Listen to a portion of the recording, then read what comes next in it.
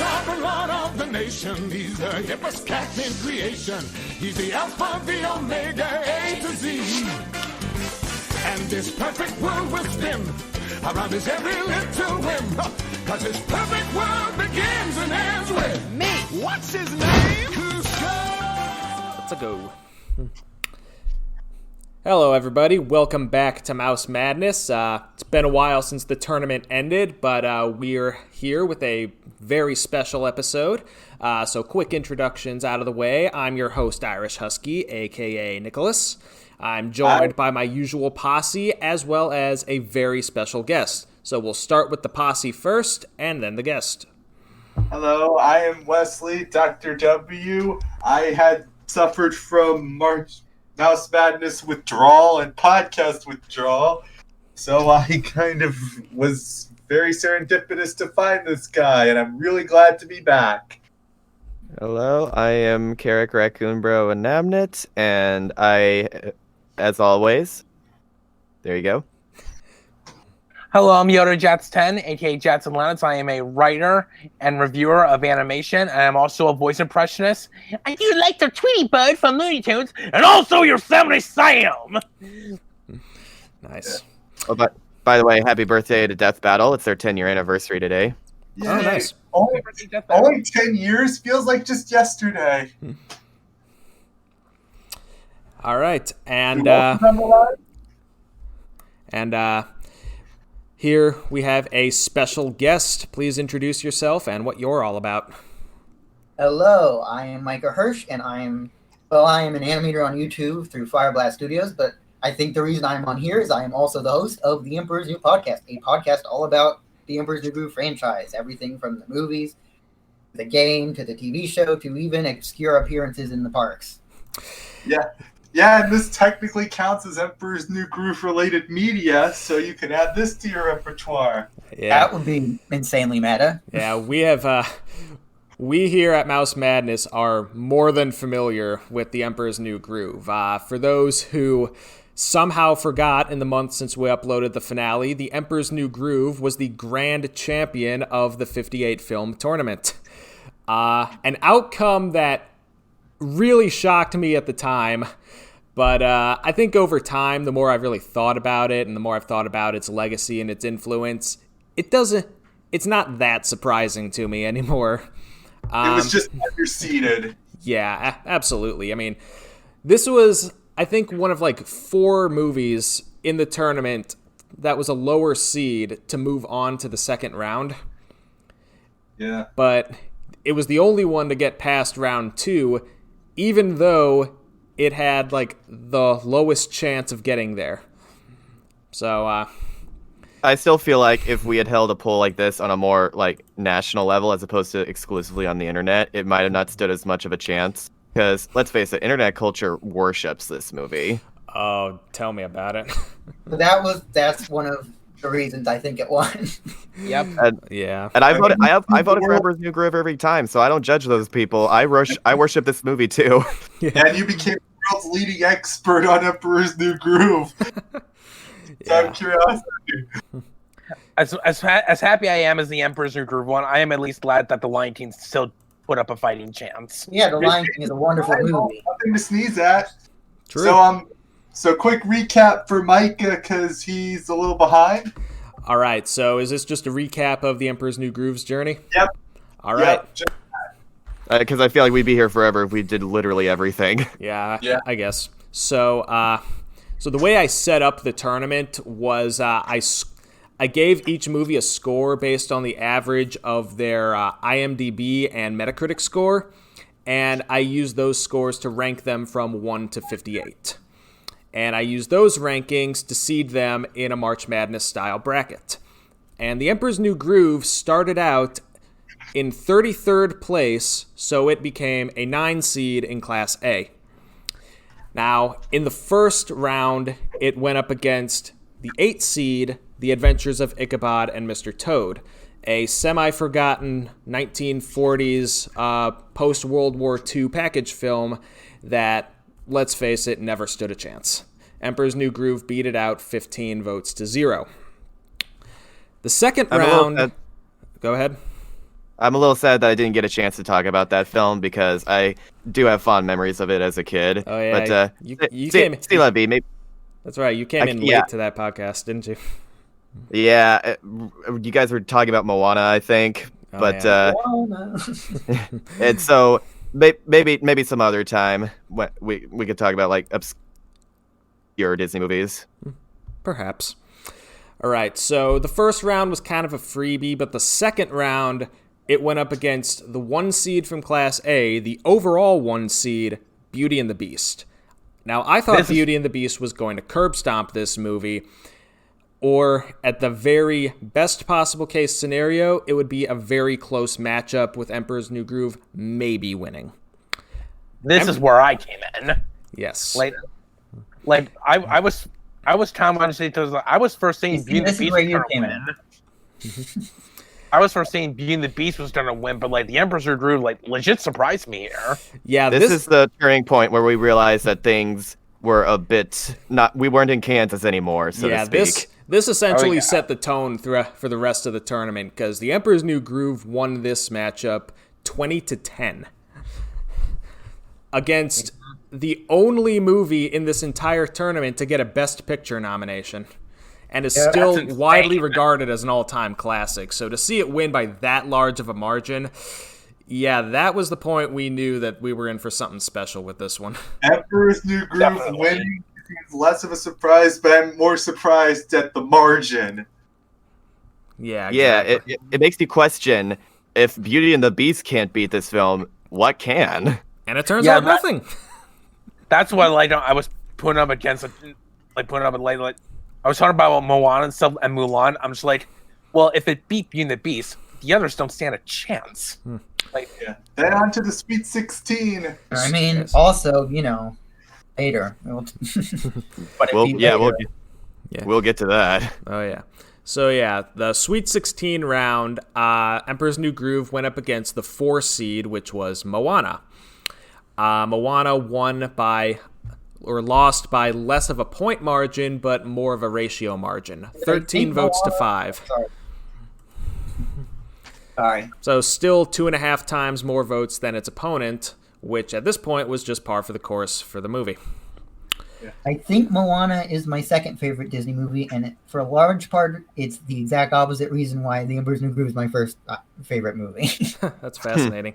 Yeah, Moana's in my top 10. Definitely. Moana, I definitely. It was the first film I talked about on this podcast, It's such and a Disney movie. and I'm glad I did In the because best way. yeah, it's a lot of fun, and it's definitely at least in my top 15 because I wasn't as much a fan as you guys, but after rewatching it for this tournament and hearing you guys' thoughts, I kind of warmed up to it. Moana, in my opinion, like as I said like numerous times back in Mouse Madness, John Musk and Ron Clements are my favorite directors at Disney. Moana is my least favorite work from them, even though I still think it's a good movie. I just don't think it's near as good as something like Little Mermaid or Aladdin or so forth. And that's fair. Yeah. And you also said that you don't think Shiny would be as big as it is if it weren't for Skate Frillis, right? I guess. Yeah. Somebody said that. I thought Toa was my favorite part. He was just hilarious. I think somebody said that Tamatoa wouldn't be as big as he is without Skate Frillis. I forgot who. I think he should have been in the movie more. Is it more of Tamatoa. Is it Stay-Frillis or Shea-Frillis? I'm not sure. I don't know. I always thought it was Chef-Frillis, but I don't know. Man, I don't know. Incidentally, also did a video about The Emperor's New Groove. Yeah. Yeah. Why it's a comedic classic. All right. On to the Elite 8 round. The Emperor's New Groove went up against the 7 seed Mulan. And this was the moment where it almost fell apart. This was the biggest challenge. Yeah. I thought Beauty and the Beast was going to put up like a really close fight with Emperor's New Groove. It turns out Mulan was the one to put up the big fight, and it literally came as close as you could possibly get. By the time voting was over, it was at a 10-10 tie. It's that song. Everybody loves that song. That one song. The one that everybody... Well, I like the other ones, but most people talk about, I'll make a man out of you. Yeah. Yeah. I mean, it's the showstopper. Exactly. They got Donny Osmond. I'll tell you, it's the reason that movie is a musical. Tony Bancroft, the Director? one of the directors of the movie, who also was the supervising engineer of Kronk, was on my podcast, and he told me that they didn't want Mulan to be a musical, and the thing that convinced them was Make a Man Out of You. Wow. Oh, wow. Wow. Good job, Donny Osmond. You did something good for once. Yes, I have him on my podcast, and soon Bob Bergen, the voice of Bucky the Squirrel, will be on my podcast. Oh, that is sick. Oh, that's awesome. Yeah, I just asked. Dude, Just like I did for you. Dude, Bob Bergen, I love that, man. That's sick. And Porky Pig. Yeah. Wow. He's one of the few voice actors to have surpassed one of Mel Blanc's roles, in my opinion. What other ones, dude? Like, I heard Joe Lasky as Marvin the Martian was also one of them. I don't know. Viewers, but what do you think? Like I was just wondering. like I'll what voice leave actor? that. Like what voice actors surpassed a Mel Blanc role? Well, I just say Bob Bergen because he's been voicing Porky for such a long time. Like, because with other characters, it kind of changes out, but nobody really like in the app game for like Looney Tunes the Mayhem game on the app. Like Eric Bauza voices everyone in that game except for Porky Pig. Like that's how ingrained Bob Bergen is with that role. Wow. Yeah, like I heard that Bob Bergen also got voice ID tips from Mel Blanc himself over the phone. Actually, there's Yes, I believe he did. there's I a think sound clip of I think on Bob Bergen's site actually. Wow. You know, when you think about it, that's probably the best way to get voice acting tips over the phone. Oh yeah, definitely. The father of it himself. Yeah, but anyway, Emperor's New Groove was tied with Mulan. Then what happened? One more comment I just want to make. I will say the one thing about these live action remakes, the one good thing they do is that they have given us a better appreciation of the class. I think that's probably why Mulan put up such a fight because of the remake and how don't remake and how- Emperor's New Groove. No, Sorry. don't. I'm not sure how that would work even, because it's one of the The most. only way I could see it working is if they got like Phil Lord and Chris Miller to do it, and it was a super meta thing. or I like can see that probably. well, or we just like go back to the era in the 90s when live action films like tried really hard to be cartoons in Yeah. live But you action. gotta- like the it's really Mask- difficult to Like pull the that Mask kind of off. thing. like the 101 Dalmatians movie or like Home Alone 2. The only movie I think I know of, and I haven't watched it in a long time, so I don't know how well it holds Or up. the Inspector Gadget movie. That was Yeah. very cartoony. Does the cartoon and live action thing fairly well that I can remember Mm-hmm. is Brendan Fraser's George of the Jungle. oh yeah, Yeah. I love that movie. I childhood That's favorite. the only I one love I it. know of that could really pull it off. think it still holds up. Yeah, like I haven't watched it in ages, so Remember, nobody dies in this film. They just get really big boo-boos. one of my favorite parts of that movie is when the bad guys, like the henchmen, start arguing with the narrator too. Why don't you say something constructive or change? Like, what we should do now? Wait, was it those movies that had "This is where we throw our heads back and laugh"? Yes, I believe that's where that came from. it is exactly where that meme comes from. God, I love that So reaction. But anyway, how did you break the tie? All right, so the way that I broke the tie was I consulted a friend of mine in real life who actually works for Disney's Travelmation company as a travel agent. And she said it was a very tough choice, but she had to go with Emperor's New Groove just because it was funnier. I can respect that. Yeah. She also consulted on The Little Mermaid versus Wreck-It Ralph. Yeah, she went for Little That Mermaid on film- that. That was That's not surprising. I like them both, but The Little Mermaid's definitely more iconic. Yeah. That Then again, it's more iconic than The Emperor's New Groove also, and so is Beauty and the Beast. So, so. Well- Yeah, when it came to her, I was at least it was. afraid that Mulan was. I was afraid that Mulan was going to win because she seems like the kind of person who probably prefers the musicals. Yeah, but I was hoping she'd pick Mulan because Mulan is like top 3 for me. Number But- 2 to be exact, behind Zootopia. But now that we're here, I wouldn't have it any other way. Yeah.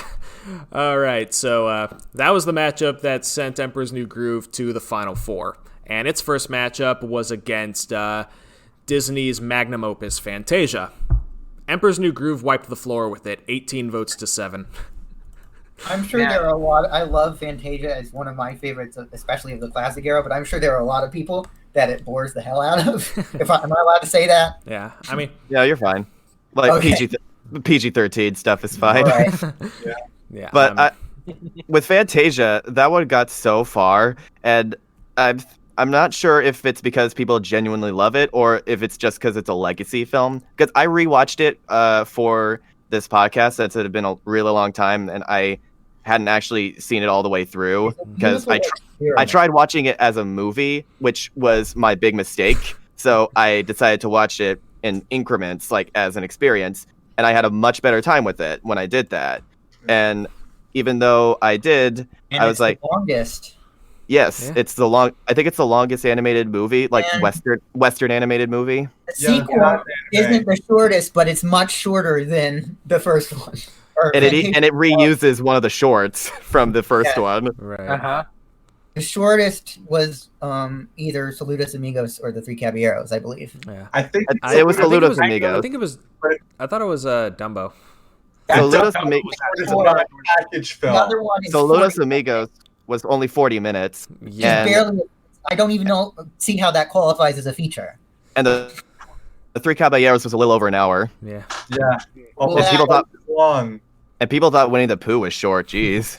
Yeah. Yeah. Oh, I recently did a stats video where I proved that that Winnie the Pooh movie technically did the worst out of all of these movies in the tournament.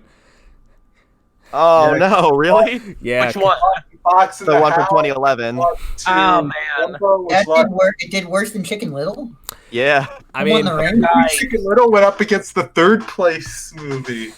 yeah, One like up my against rationale is that Winnie the Pooh lost to Fox and the Hound in the first round. Fox and the Hound lost in round 2 to like Dumbo. Winnie the Pooh better Dumbo than Fox lost and in round 3 to Cinderella. Cinderella Oh. lost in round 4 to Fantasia. And in the final 4, Fantasia lost to The Emperor's New Groove. And then And lost to also Aladdin. that bronze match. Yeah, so basically every step of the way is a loss. And that's why I said it technically did the worst.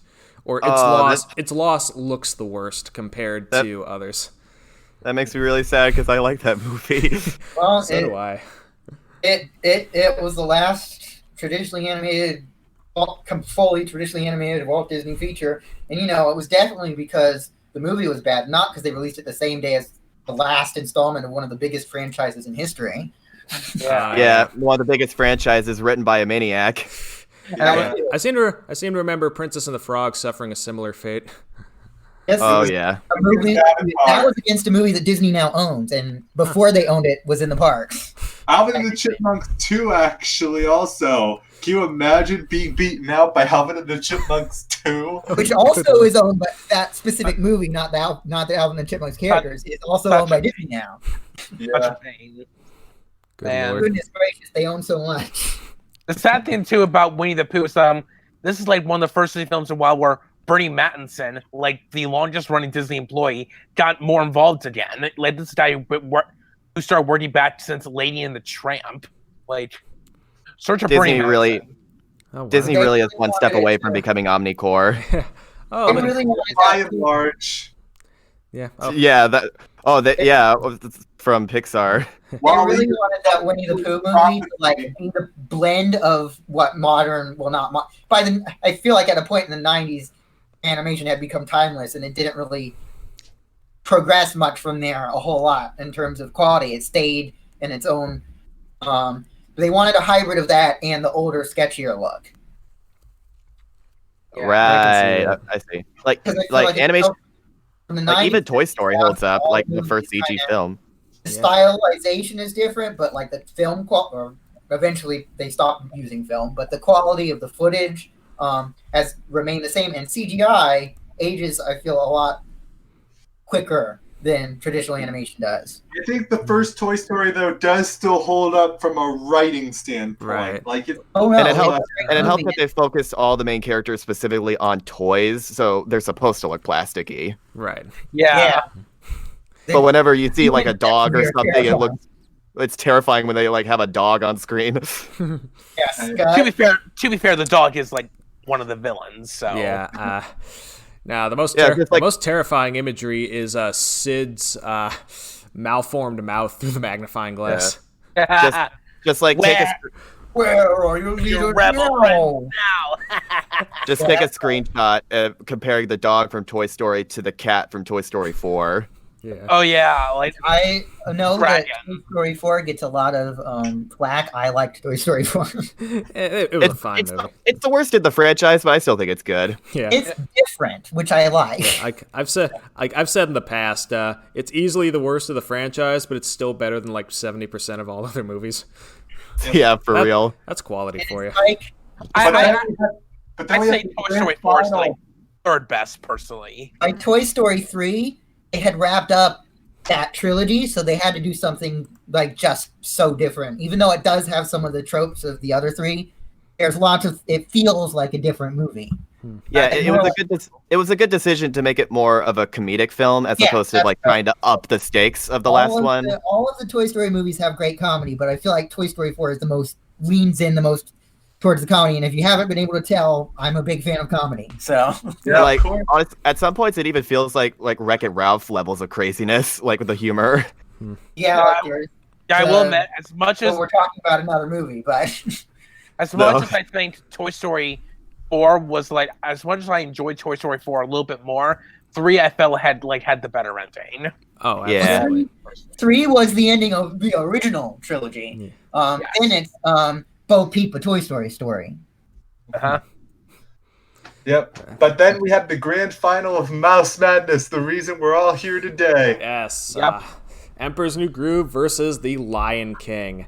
Now, I wanted to make sure this got as much exposure as possible. First thing I did was say on Twitter, let's see if we can get this to 50 votes. It met that quota within an hour. Yeah. Oh, man. Twitter's awesome. I think it surpassed 100 votes just through Twitter. Pretty close. And I'd also like to, once again, thank Raccoon Bro for advertising this on his Out of Context Game Grumps channel. Thank you very Because- much. Because that helped really inflate the straw poll vote. She's got over 7,000 followers, and I would appreciate if you guys follow, by the way. Wink, wink, nudge, nudge. Link in the description below. Out of context RBVA, blah, blah, blah. Yeah. So between the high Twitter count, the high straw poll count, and 2 votes from people who didn't vote on either, we got a total of 149 votes between these two movies, which surpasses the previous record that was held by Emperor's New Groove and Beauty and the Beast by nearly 5 times. Oh my gosh. So The Lion King did get a very nice score of 69, but Emperor's New Groove came out with 80, so it was the grand champion. On the internet, Nice. a lot of people, and I imagine in the 90s they wouldn't have been wrong, but by now with Frozen everywhere, I'd like, no, this is nothing. A lot of people on the internet think The Lion King is overrated. The Lion King was the movie that came out the year I was born, so I'm very fond of that movie. But that could be another factor in why The Emperor's New Groove beat out Lion King. Yeah, I suppose. I will admit I used to be in that boat for a while. That kind of the Lion King is overrated boat for a very long time. I've since Also, I've jumped off that ship. Like The Lion King to me, like I said numerous times, it's my absolute favorite of the Disney films and my favorite animation of all time. As much as I am happy for Emperor's New Groove victory, I'm like I said before, I'm glad The Lion King still put up a fighting chance. Yeah. Well, the reason that people say it's overrated is because it was a really good, really popular movie. Yeah. Yeah. Whereas And that's what happens with really good movies when Disney realizes they're really good. and so now whenever I think about people who say that, oh man, Frozen is the first like really great Disney film ever since The Lion King. And I'm like, man, Frozen isn't even on the same level as The Lion King. What are you talking about? I'm like, please. Well, I mean, I don't want to compare Frozen to other movies because I feel like that would be unfair to both other movies and Frozen. Yeah. But I like Frozen more than most people probably do, at least on the internet. But I definitely understand why people got and continue to get tired of it. Disney wants to hammer that into the ground, and I wouldn't mind as much if they equally paid attention to like other movies. Like, I want more Moana stuff. Yeah. And, Bring back the Black Cauldron, you cowards. Yeah, but Lion King is kind of like the be Empire careful what you wish for; they'll bring it back as a remake. in the sense that every other film afterwards has been compared to it. So The Black Cauldron is the one Disney film I want to see a live-action remake of. Do it. Do it, you cowards. Interesting trivia about the Black Cauldron, actually. Despite it being like Disney's like one of Disney's like Black Sheep. Black Sheep films, one of the few people who actually did like the film was the original author of the books. And did you know that the first live-action Disney film rated PG and the first animated Disney film rated PG, which is The Black Cauldron, both started with V Black and were both huge flops? Do you know what the first PG-rated live-action Disney movie? Black Hole, I've seen it. Yes. Oh yeah. It's Disney trying to do Star Wars before they actually bought Star Wars. And the Black Cauldron is also Danny from Game Grumps' favorite Disney film. I do not understand that opinion at all. But They reject more Star power to him, I Wars. guess. Yeah, like he always talks like whenever people ask him. Like I remember when I was at a Q&A for one of their live concerts, and my question was, "What are you?" Like I asked Danny and Ninja Brian, like, "What are y'all's favorite animated stuff?" And Dan was like, "My favorite Disney movie is The Black Cauldron, and I can't stand how horribly Disney treats that film. It makes me so depressed." Did you know about the attraction in Japan? It's not there anymore, but it was a villain-themed attraction, and the main villain at the end was the Horn King. Aww. I think Defunctland talked about it. Rest in peace, John Hurt. Yeah. Uh-huh. Yeah, they had Gurgi's Tavern for a while, but that got remodeled, I think, to Pecos Bills. Every Disney movie, when it was coming out, especially in the Eisner era, had some sort of tie-in, whether it was just characters walking around or something, that they eventually got rid of once the movie didn't do as well as they wanted. Right. At least we're getting The Princess and the But Frog. sometimes they would bring it back in other parks. Yeah, and they never gamble on TV because the show's usually over by the time it comes out. See Kim Possible and Phineas and Ferb. Yes, I guess because the reason Universal did a Simpsons ride is because, which also another thing Universal has a ride of that Disney now owns, is because the Simpsons will never they'll never stop the Simpsons. Have no fear, they have stories for years. Yes. But I feel like there are shows that even though they're over, still I feel like Gravity Falls still has staying power even though it's over, and people will still be talking about it for years to come. Oh yeah. So I don't think it's over is a good reason to not do an attraction. I think it's, of all the shows, it and probably Phineas and Ferb, which is their other big popular show, probably warrant an attraction the most of their TV shows. Not to mention, Alex Hirsch mentioned that he's open to doing new stories with the characters, not necessarily continuing with the show, but like, yeah, that's why I think like a crossover with Rick and Morty would be sick. I agree. Yeah. The creators themselves said they want a crossover with Rick and Morty and Gravity Falls. I'm like, do it. Please. One thing that a lot of people say, oh, this franchise goes on too long, but I think in moderation, franchises going on forever isn't too bad, because one franchise that, well, right now they're sort of in a limbo. I mean, they're trying to get it on Disney Plus. One franchise that has been around forever and has had pitfalls and people still love it and talk about it is the Muppets, and obviously Mickey Mouse has been around forever. Right. I kind of feel bad for the Muppets. They haven't been anything really good in a couple years. Yeah, that ABC show flopped. Yeah, it I did. heard it got better, but I didn't watch that much of it. Now their new one. Yeah, the Muppets. I watched it. I tried to get into it, but like, it's just like not as fun. Like, it's just kind of too cynical. It's kind of too dirty. Well, one thing I love about the Muppets, again, this kind of ties back to the subject of the stream, is there's no fourth wall in the Muppets. Yeah.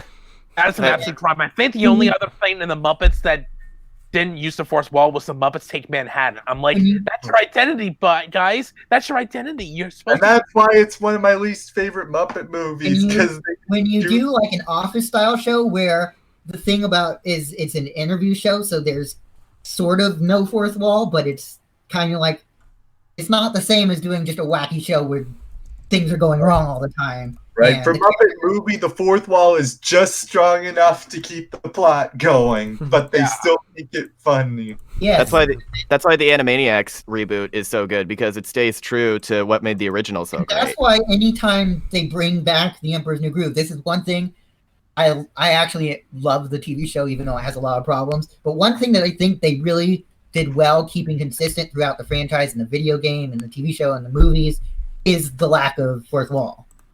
Because that was its whole identity. It's what makes this such a special Disney film, and it's part of why it won the whole tournament, because there's no other Disney film like Emperor's New Groove. Emperor's New Groove did get milked a little. I mean, it got a sequel, it got a show, it got a shovelware game. So I don't know why it got milked, because it didn't do good at the box office. Because Disney was milking everything. I mean, the things that they didn't milk, the only reason they didn't milk them was they were canceled most likely by Lasseter before they were finished, because they were going to do a Treasure Planet sequel, they were going to do a Chicken Little sequel, so clearly they wanted to do a sequel to everything. And I guess the characters do lend themselves well to the idea of a TV show, even if the TV show's execution wasn't always the best. So it kind of made sense. Look, if getting a sequel to Treasure Planet means we also have to get a sequel to Chicken Little, I'd be fine with that trade-off. And also, didn't they try to give Kuzco a girlfriend? I like her. Shush. But to be fair, I don't really like Kuzco very much. He's a jerk off. These are not supposed to like him. I know. I make that point. I'm like, the thing about Kuzco is he's the most. I mean, there are other things about the show that are problematic that, because of the time it was made and stuff. The 2000s were amazingly not a progressive time. Right. Wait. So you're saying you don't like Kuzco in the TV show, but you like him in the movie? Is that right? I like him in the movie. I have mixed feelings about him in the TV show. Right. Oh my gosh, Miley Cyrus was in the show? What the heck? She was the biggest star in the world. Of course she had to be. I don't want Kuzco to die, but he's an asshole. Yeah. Oh, and Jessica DeKiko voiced the girl lead in the show. I don't know. Does Kuzco need a girlfriend? He's just kind of too standy, and he has that one scene in the movie where he just dumps them all. Let me guess, you have a nice personality. I feel like, I wonder if this is like the one thing that changed, that they think actually changed about him. Was in the movie, he does, obviously she's much older than him, but he does call Pacha's wife pretty in the movie later. I'm wondering if he changed more than he's letting on, was the idea they were going for. Yeah. And they just didn't. They had different writers for like every episode, so they couldn't really keep consistency with that. Okay, so the guy who voiced Kuzco, his name is J.P. Minot, and he has some, or Minot, I don't know. And he's got some very interesting roles. He voiced Scrappy Rex from the live-action Scooby-Doo movie, like when Scrappy turned into a monster. Yeah, and that also, was him. yeah, and he also voiced Scooby in Scooby-Doo 2 when he became like really smart from the potion. And he was in the future as two characters. And then he also voiced Randall in Kingdom Hearts 3. This guy has a really strange resume. Yeah. Wow. You know about the controversy What's that? about the voyeurism charges. So that's something that we may want to get another person to be Kuzco. Yeah. David Spade. Voyeurism? Peeping Tom. He had Oh, no. in his house. I don't know what the full story is with that, but people were staying at his house and found out about it, and he went to jail for a little while because of it. I would imagine the only reason he was in the Kingdom Hearts 3 video game was because he recorded it like years ago, and that game just took such a long time to make. I wonder how a first group would look like in Kingdom Hearts. No, it's still not in Kingdom Hearts. The Emperor's New Groove. I don't know if I want that. I don't know if I want to see that in Kingdom Hearts. I don't know if they'd be able to do it justice. Oh, I just looked up J.P. Minot. Apparently, he was also in the live-action Inspector Gadget. That was one of his earliest roles. No, I gotta get out of here. Oh, Matthew Broderick, you have such a strange career, but I love you anyway. Yeah. I don't think that movie's as bad as people say, but it is kind of weird. Judge it on my own. Because obviously, quality of a movie is largely subjective. So I could talk about why The Emperor's New Groove. There are things about it that definitely, they wouldn't and shouldn't do if they made it today. Here's the thing. I think my opinion when it comes to that is I think the quality of a movie can be pretty objective, but how much a movie entertains you, I think that's subjective. I think The Emperor's New Groove objectively is a pretty solid movie in terms of story. In terms of story structure and stuff, The Emperor's New Groove, I think it has a flow to it. It has good pacing. It's as long as it needs to be. All the characters serve the plot. Like, if you take out any of those characters, the plot would fall apart. There's not one moment that's wasted. It's just joke after joke and fire. Like, even the old man, who was in a one-off gag at the very beginning, if he would, he is essential to that movie because he represents how Cusco's arc is complete when he apologizes to him at the very end. Right. Sorry, I was such a big jerk throwing you out the window. Yeah, Like, they do the rule of 3 with him. They have the planting with the throwing out the window, the build-up where he says, "Beware the groove," and the payoff where he apologizes. Yeah, that was the voice of Pidlet. Who did Yeah, that. John Fiedler, one of his last roles. After, unfortunately, John Fiedler had passed away, they got the person who replaced him to do him in his one or two appearances in a TV show. Really? Travis Oates? 12 Angry Men, and he still has the same voice, even though it's 12 Angry Men. Oh my god. I saw a clip of him in one episode of Star Trek. Oh, yeah. I saw that clip too. He was saying, "Die, die, everybody die." I'm like, Piglet is telling everybody to die. Yeah. Everything. My God, Piglet, has the 100 Acre Wood really been that traumatizing to you? I watched all the Star Treks with my mom, and we were both taken aback. We were surprised. No. By the way, I just found out that 12 Angry Men is free on YouTube, so I'm going to watch that later. That clip from Star Trek where he says "die, die, die" is on YouTube. Yeah. I might have to find it and animate Piglet saying that. Do it. Oh, Do it. Do it in my own style, but Thank you YouTube for making this film free to watch. And 12 Angry Men, that's pretty good. Another great movie that's free to watch. This is just random out of nowhere, other than the fact that it's a silly comedy, I guess. And Disney owns it now because 20th Century Fox is Freaked, which I believe is on YouTube. Probably not legally, but it is on YouTube. With Alex Winter. I think Parasite's on there now too. Fame. Yeah, but I'm freaked. I'll look that up. But anyway, why we're all here, Micah, you provide your analysis. How did The Emperor's New Groove pull off the impossible? The internet. And also, when the movie came out, even though I liked it okay, but I didn't become a fan until much later. In fact, the TV show helped get me back into the movie. So that's a big reason why I'm a fan of the TV show. A lot of the people who saw it, who like it now, either were kids when it came out and grew up with it, or were teenagers in high school, or were college kids. And a lot of those people are on the internet. I remember I rented it once when I was 6, liked it fine, and then I was 6 when it came out. Yeah, I kind of grew into it when it got older. It came out 20 years ago, and I'm 26, so... I'm 1 year younger, so I waited for the video. Then I rented it. I never saw it in theaters. That's something that may surprise people. Mm. I believe it because I heard your first episode and Disney went with 102 Dalmatians. They did. Thank you for listening to that. You should listen to all my episodes if you want. I mean, I'm not going to force you to. 100. Wait, what about 100? Listen to all my episodes and I'll burn your house to the ground. They marketed that more than Emperor's New Groove, and because they thought it would be the bigger draw. Oh, 102 Dalmatians, gotcha. Yes, the other reason was my parents did not. Well, they still don't particularly like him. I think they like this movie okay, and it grows on people who don't like it at first. Not everyone, but some people who just think it's okay at first, but after multiple viewings over an extended period of time, don't force them to watch it over and over again in a row. It grows on people. I think. Yeah, it has all those, this- it's because there's so many little jokes that you take But my you like parents rewatch. do not like David Spade, so they did not want to take me to the theater to see it. They said, no, we're going to wait till it comes on video and rent it from, I guess, Blockbuster. Because that was... Oh. And so, Blockbuster. yeah, I saw recently with my mom, and she didn't detect Eartha Kitt as Yzma. That's how good she was. Blockbuster, a relic from an ancient sick. time.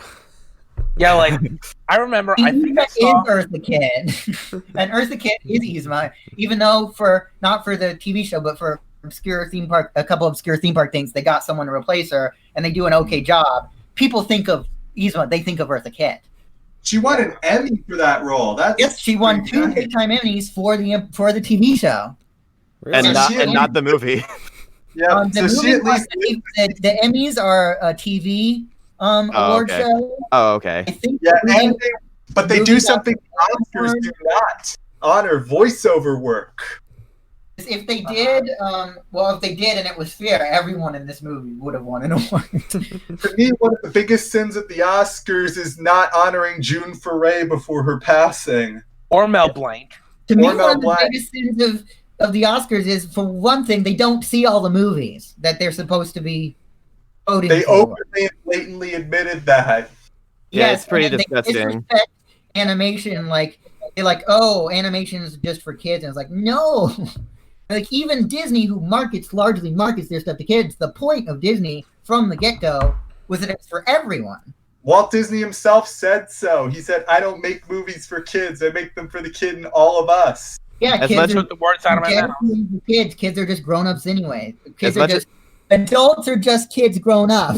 I butchered that quote. Yeah. This As much movie as- has one of the dirtiest. Emperor's New Groove is one of the dirtiest jokes in any Disney movie. Unless Kronk you pitching a know the tent. dirtiest Disney movie that's not like, an R-rated movie owned by Touchstone, though it was owned by Touchstone, but it's under the Disney label now, but it's always been owned by Disney. Roger Rabbit. I see people talk about other Roger Rabbit knockoffs that are, dirtier and saying, oh, it's like the raunchy Roger Rabbit. It's like, Roger Rabbit was plenty raunchy already. Yeah, I mean, just look at Jessica Rabbit. She's Yeah, not but bad. Kronk I can't stop looking at her, man. Yeah, but Kronk pitching a tent, that has to be one of the naughtiest jokes I've seen in Yeah, the I think the joke is like, obviously there are adults at Disney, so it could be a double entendre. But also, Yzma gets this huge, elaborate tent, and Kronk gets this tiny little waist thing at his waist. So it's like it works on multiple levels. It works if you have a dirty mind, it works one way, and if you just think, oh, it's funny because she has the big tent all to herself, and he just gets this diggy little thing that he doesn't even fit in. I wouldn't be surprised if that was actually an accident and they didn't intend for it to be dirty and it just kind of worked out that way. Yeah. I'm legitimately just now making that connection. Yeah, because Wow. a lot of the humor in the Emperor's New Groove, even though it does have some adult humor, a lot of the humor is humor that works for like everybody. And one joke I noticed on Twitter is when Yzma pushes the potion away in the cactus, eventually the cactus takes the shape of a There's llama. so many things in Right. this movie that I don't know. I think I learned about that on the internet before I actually caught that. Yeah, so that's like a subtle bit of foreshadowing. There's so That is- many things. The foreshadowing, and sometimes it always amuses me when they foreshadow things that you already know are going to happen because they revealed it in the trailer. And of course, when they're making the movie, they don't know what the trailer is going to be like, so that's not their fault. But Right. it I took a course on how to make trailers, just the trailer, and I learned how different it is from total movie making.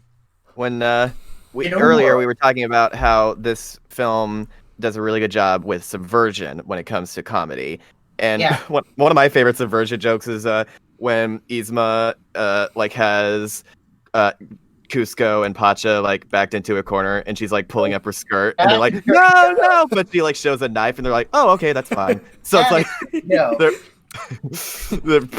they would prefer the much more life-threatening thing over her showing her skirt, pulling up her skirt. No. Oh, and Get that he was mental really away. old, so that would have been gross. Yes, that's the joke. There's some things that I could understand. Some people that it's not funny because it's like the joke is just, oh, she's old. And I was like, that's fine if you don't think it's funny because it's just that one joke. But the performances of the voice actors, and especially Eartha Kitt, I mean, obviously she won awards and everything for the character. The highlight for everyone agrees that Yzma in the whole Emperor's New Groove thing, everybody agrees that overall in everything, she's the thing that everybody agrees is always great. Yeah, I mean, we've always said that really the true MVPs of this film are the casting directors, like the people who decided on all the voices, because they did such a good job finding people to bring all of these characters to life. He wrote the script, but it was also largely board driven, so it was sort of like a hybrid.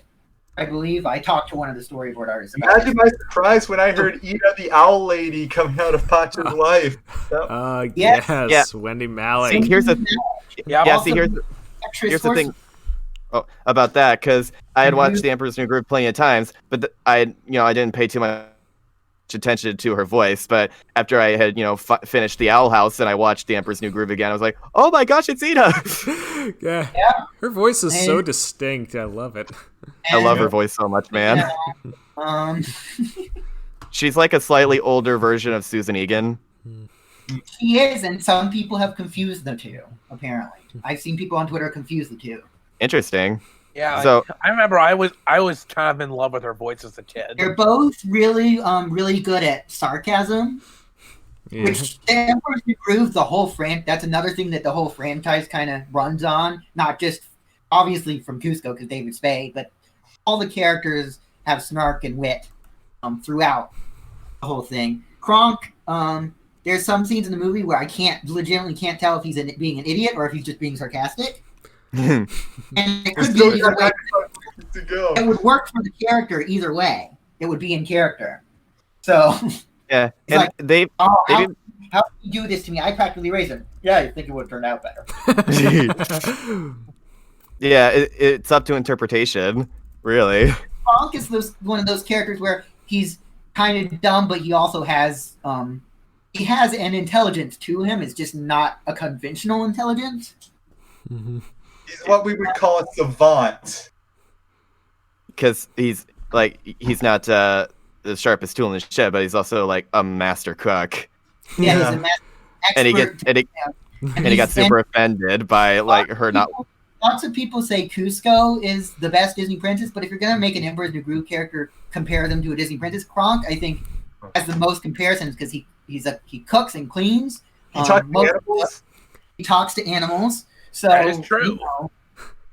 Yeah, he's the villain's henchman, the villain's sidekick in this movie is the character who's the friend to all living things.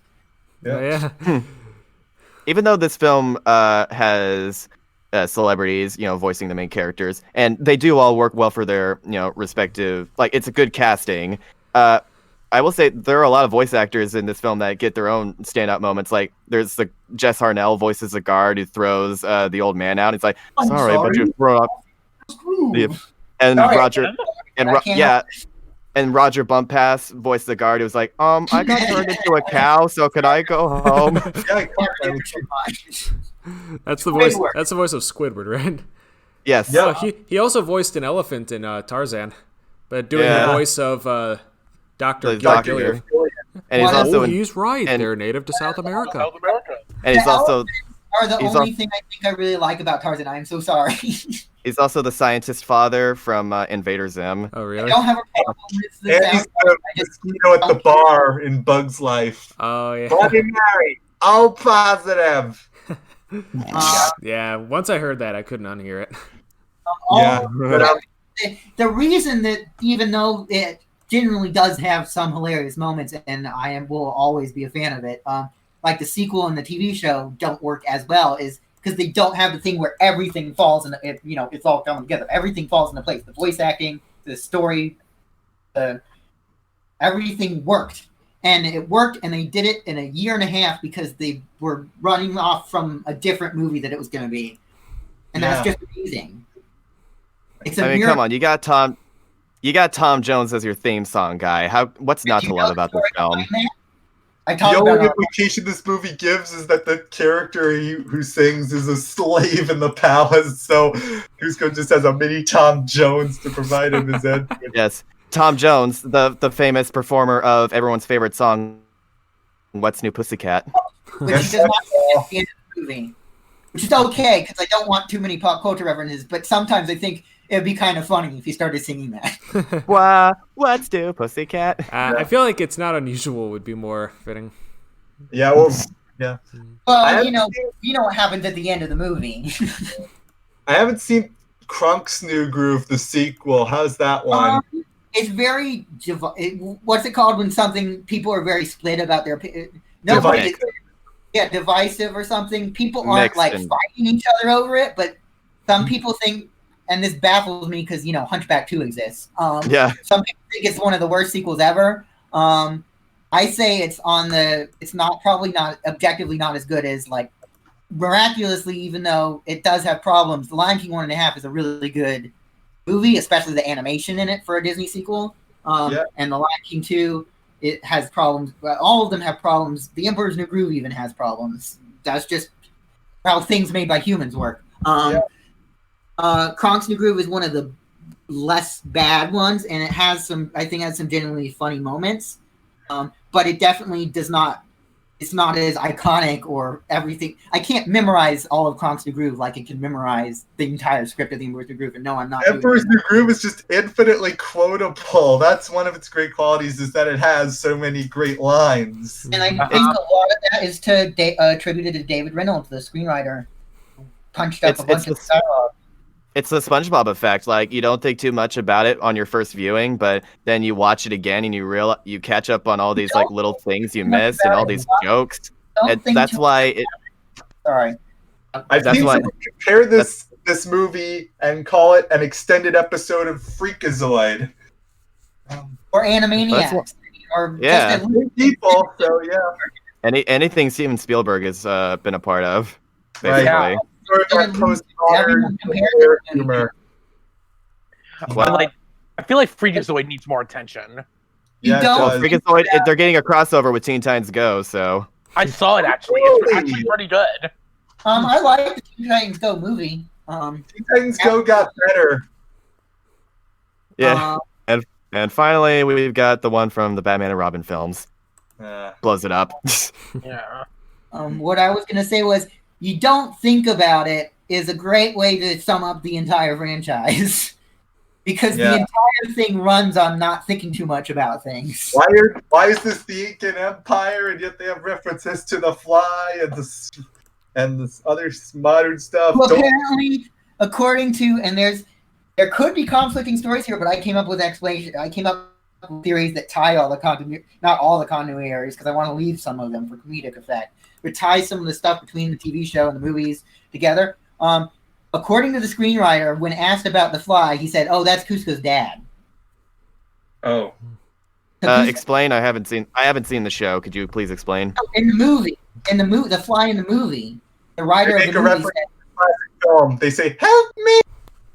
And in the TV show, all they say about his dad is that he was lost at sea. So my theory is his dad was going to go on a trip, but before he went on the trip, Yzma hosted a dinner party and turned him into a fly, and he flew away into the jungle. And unlike real flies, potion human flies live as long as a human does.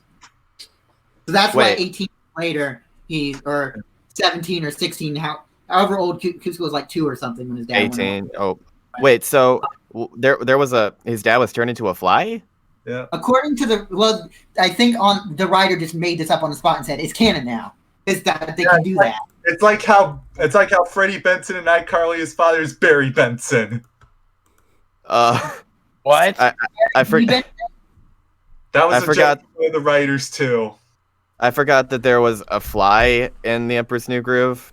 Yeah, it's that help me, the fly. Oh, the fly that the spider eats? Yeah, it's from the 1956 horror film The Fly. Mom said the joke was thrown in there for all the parents in the audience. That's the thing about the pop culture. A lot of people also say, Emperor's New Groove is kind of like Dreamer because it makes pop culture references, but there's like 2 or 3. One of them was forced by the executives, the Wizard of Oz reference. Oh, yeah. But all of them are references to things that have already stood the test of time, not current things. Yeah, it's like old Simpsons. Old Simpsons limited their...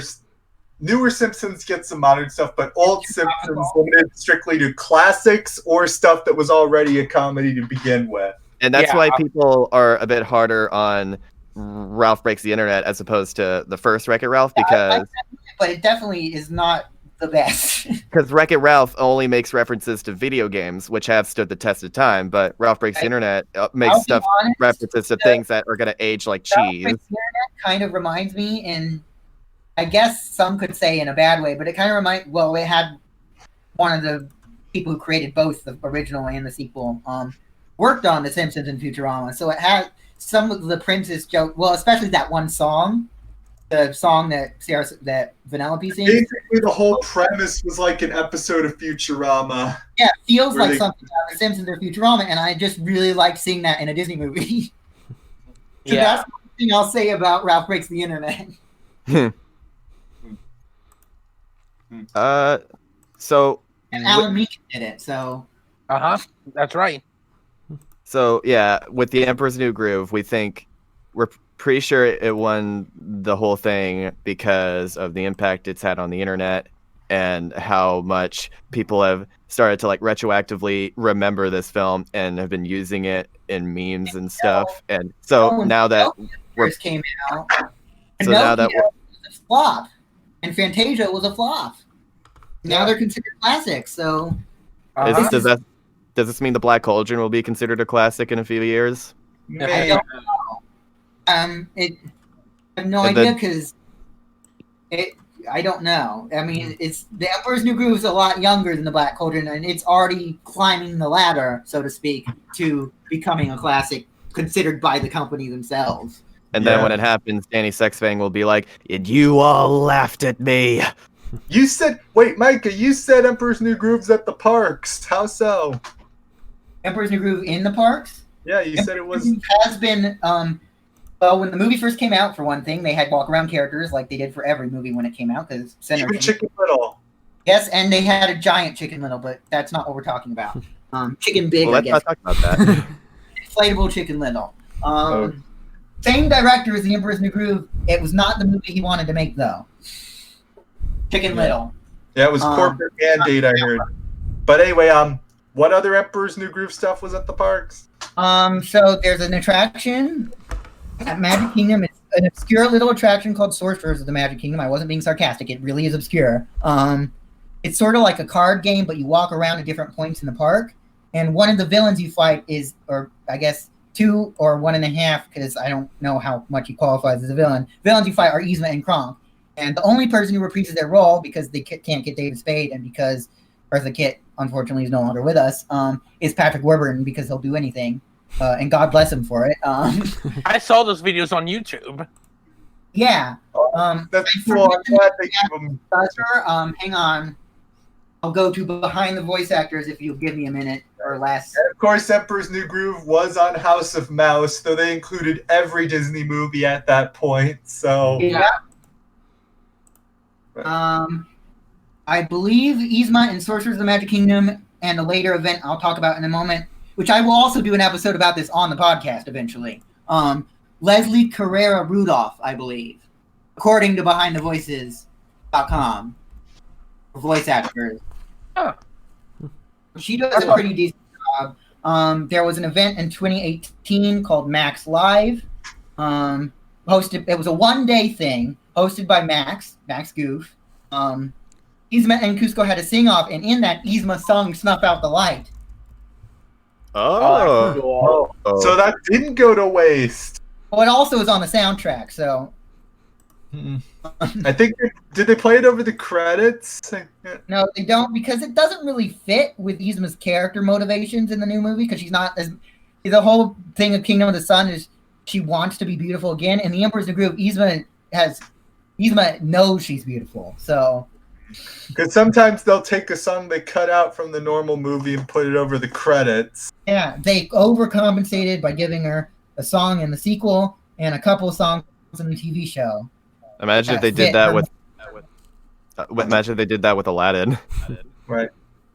And what else was I going to say? Oh, so that happened a little while before that in 2013. Oh, the Max Live event. The Max Live event was in the area. Yoda. Yeah. You gotta disconnect Yoda. Oh, sure. Yeah. Let me do that.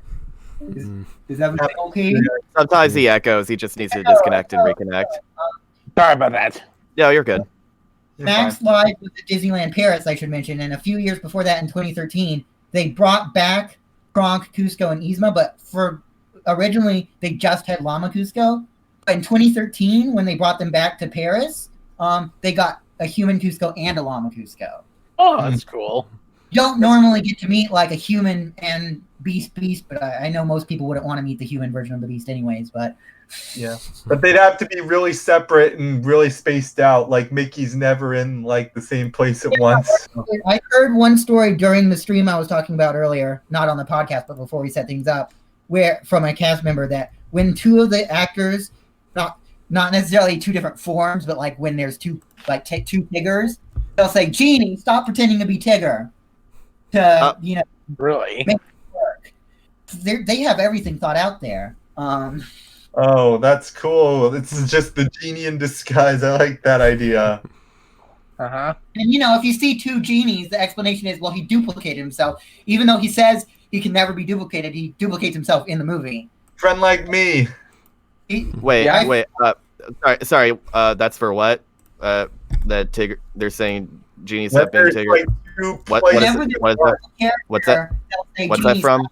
Character. In the Disney parks, when two characters accidentally end up in the same place, and two people are supposed to be the same character.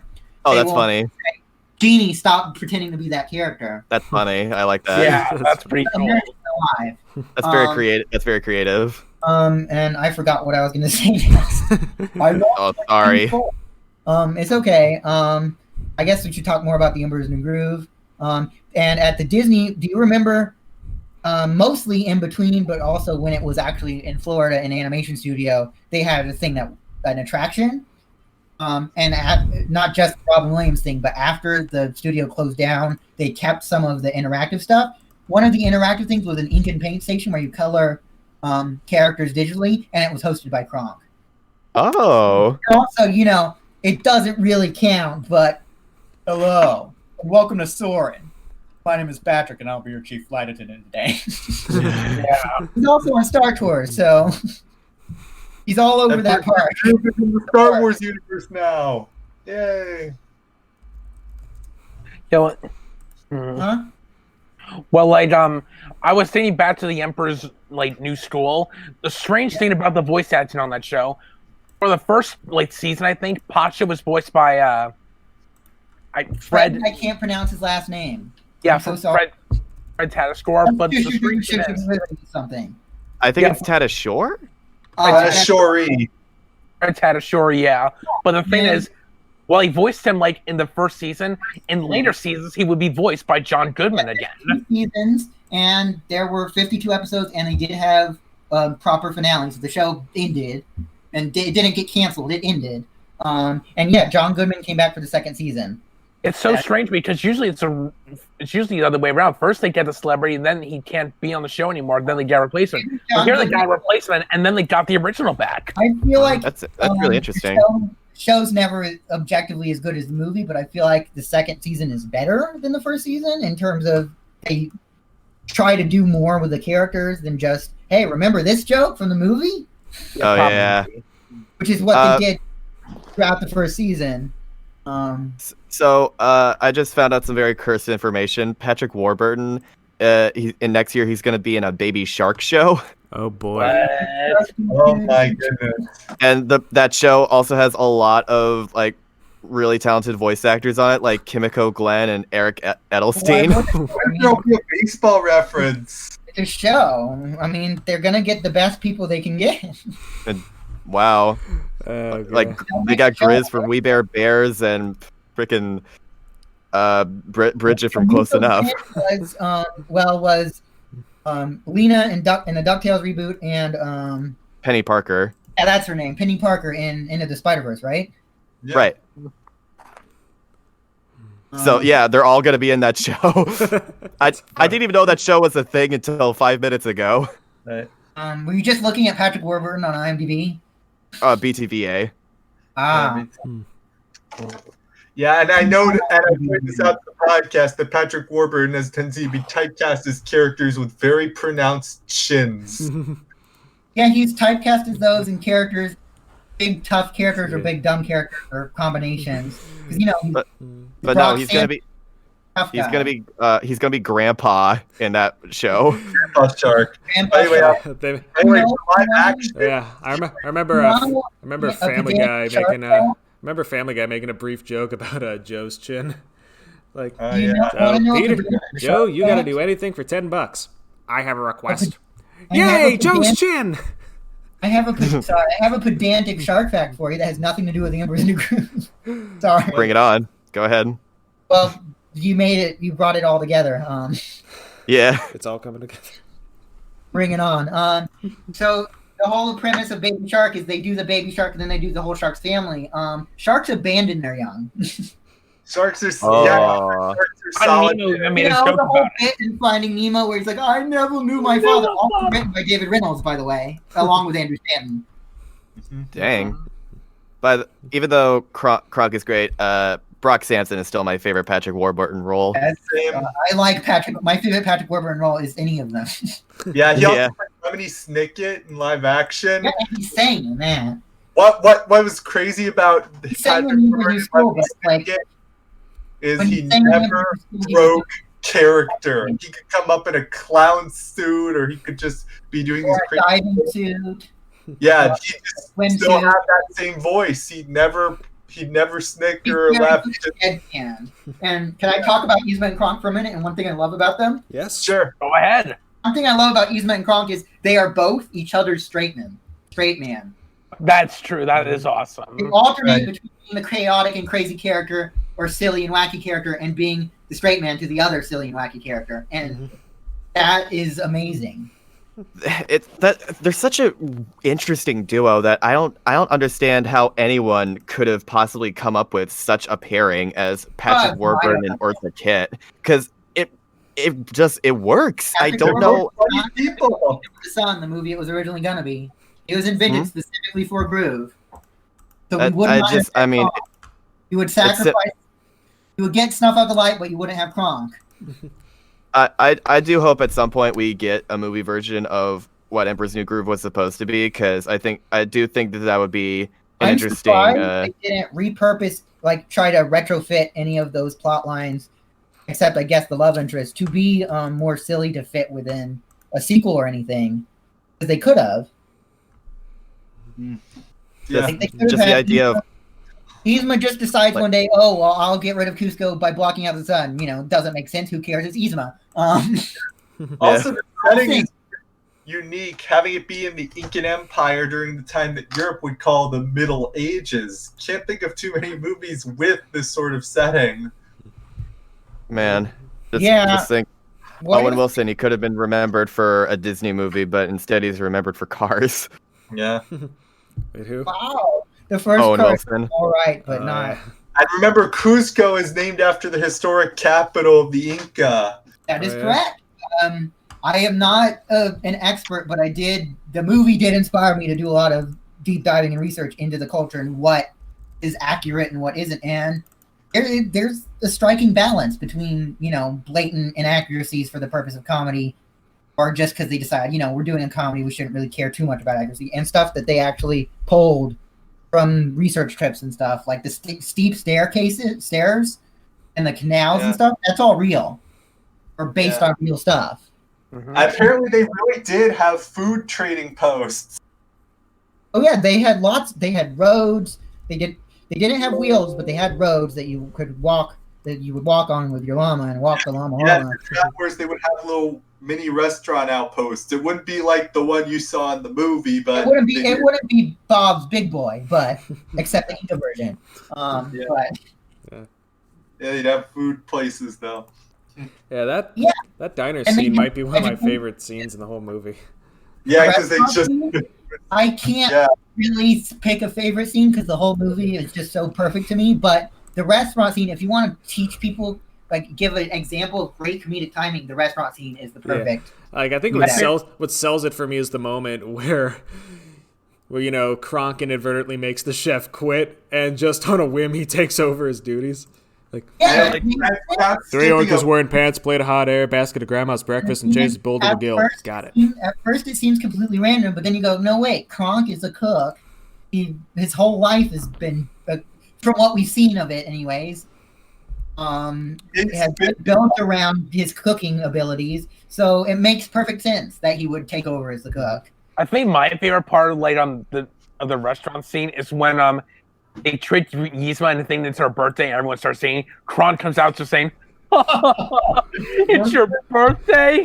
The way he says that kills every single time. With the sombrero and the people singing, I send that to all the people, all my mutuals on Twitter, not on my podcast account, but on my Micah Hirsh account at Micah Hirsh. I send the gif of that to them whenever it's their birthday.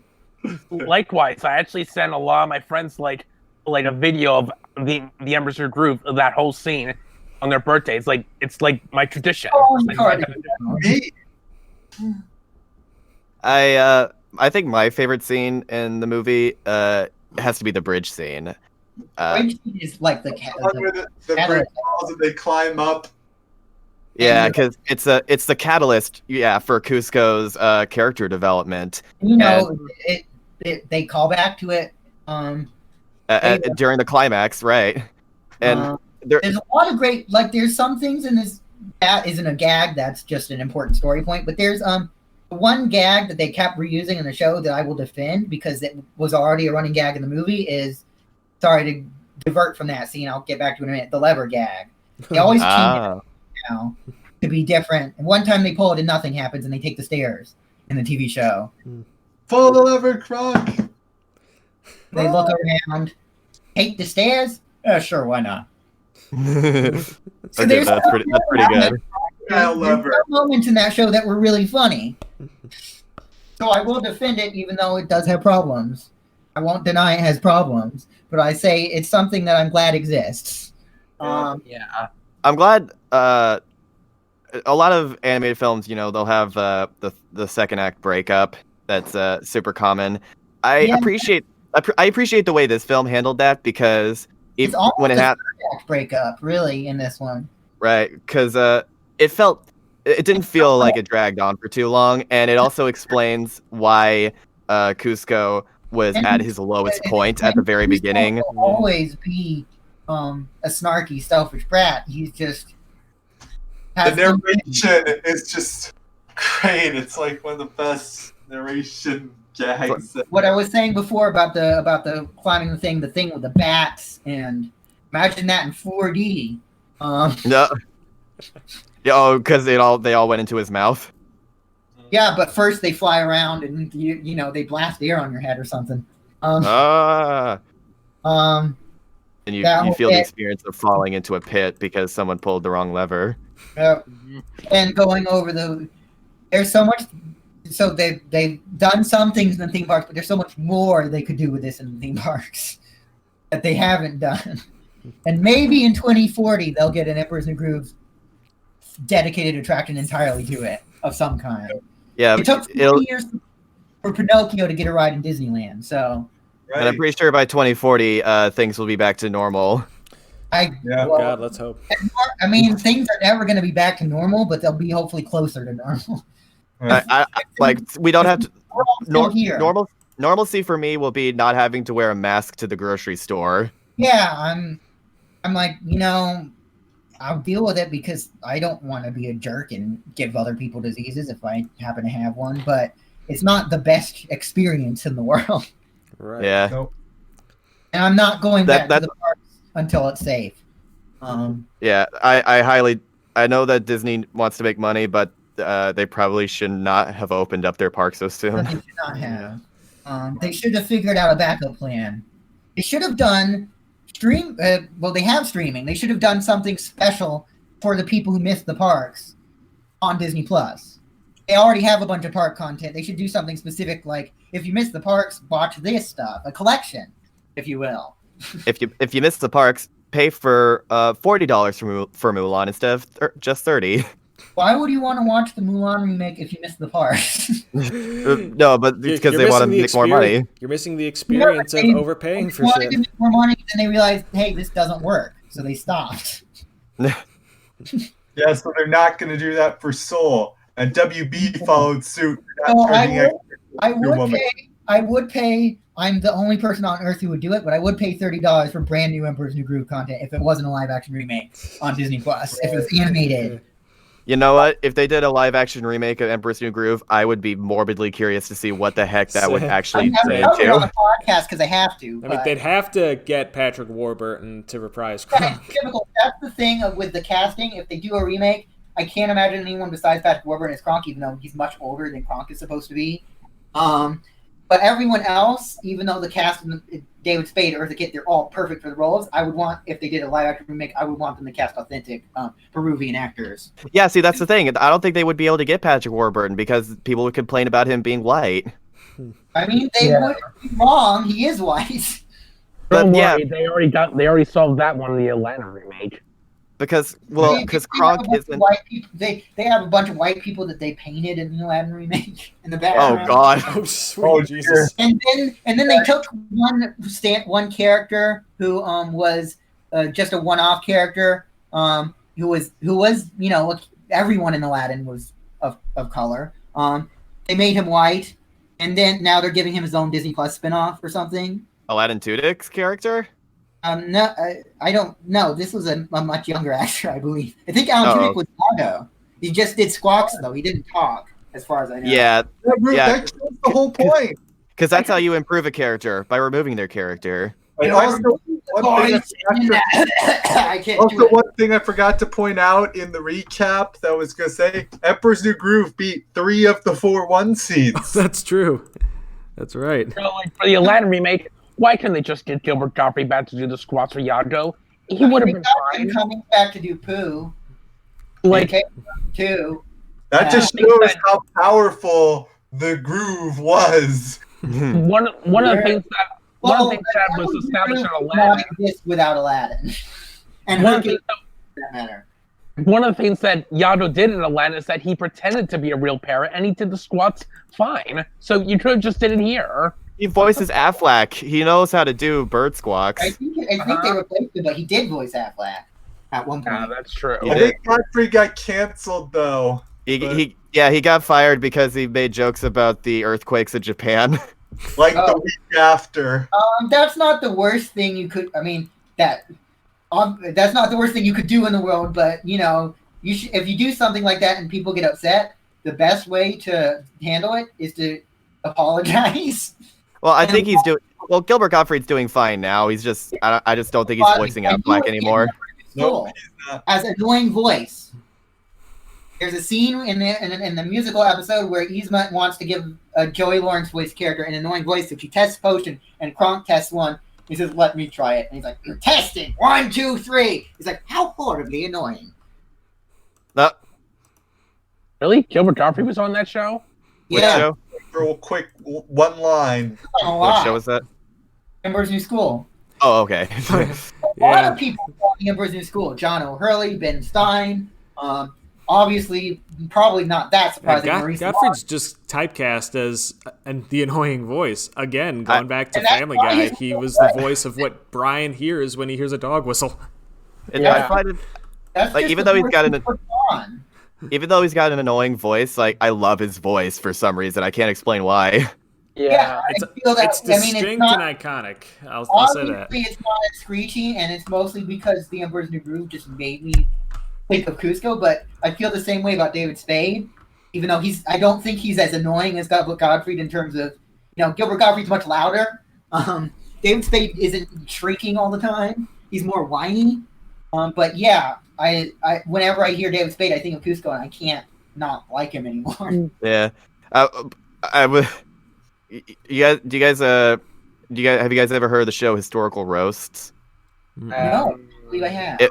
It was a special on Netflix, and basically, the premise was a bunch of people dressed up as historical figures, and they did roasts of people. And one of the episodes was the roast of Anne Frank, and Gilbert Gottfried played Adolf Hitler. Oh God. And he just used like his normal voice playing Hitler, and then And then when Anne Frank got up, he was like, "Hey Hitler, guess what? You think you're so great, but we got a Jew to play you, and it was the most annoying Jew we could find." Did you see the movie that is admittedly a guilty pleasure, the Seth MacFarlane movie, A Million Ways to Die in the West? I have. Who is that movie? Well, that as Abraham Lincoln, or probably someone pretending to be Abraham Lincoln. Oh. And he's doing a whole speech about how he feels great and stuff. Interesting.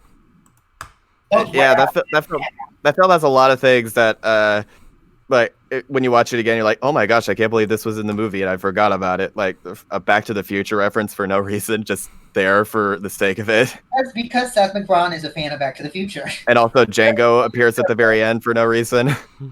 I mean, everything Seth MacFarlane does is, to some extent, no matter the quality, fan service for himself and his buddy.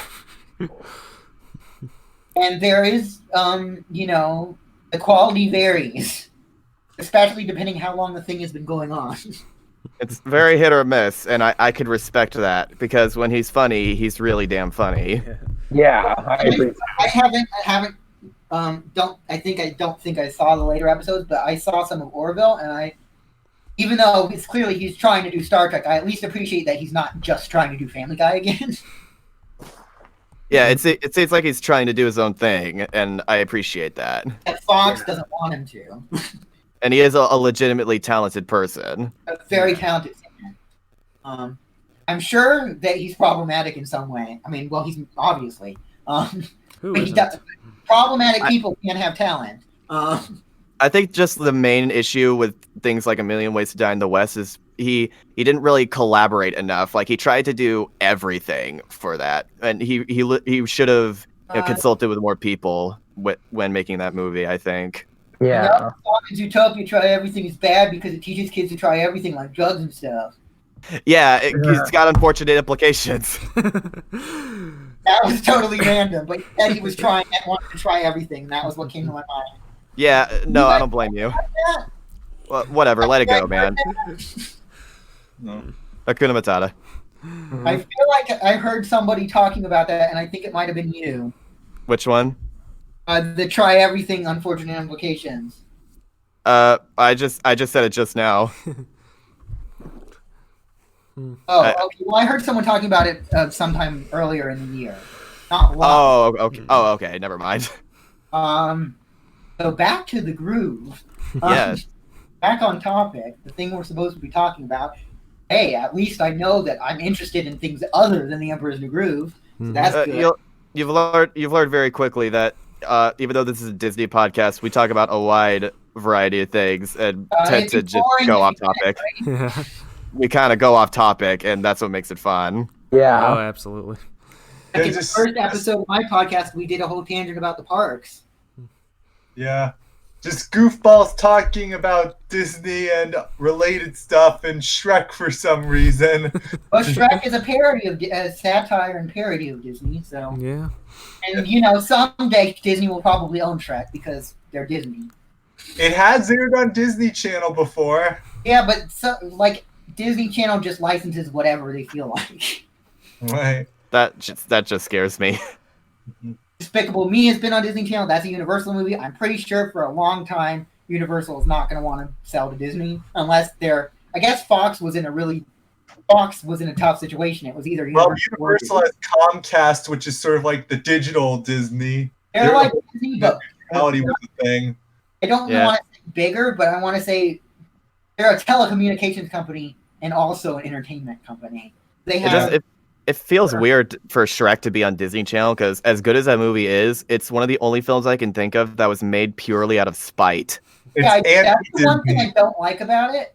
And also, everyone compares The Emperor's New Groove to it, and I feel like they're very different. No, they definitely have different senses of humor. Emperor's New Groove came out first, so it's it did come out first. A lot of people don't know that because Shrek's more popular. At least it is for now. Right. But Emperor's New Groove is sort of more postmodern, more absurd, silly humor. Shrek is a fractured fairy tale. Emperor's New Groove is sort of like has fractured fairy tale elements, but it's a lot less pop culture-y and a lot less taking the Can I say piss? Go ahead. Taking the piss out of Disney. It's more like Honestly, if it takes the piss at anything, it's logic. in itself.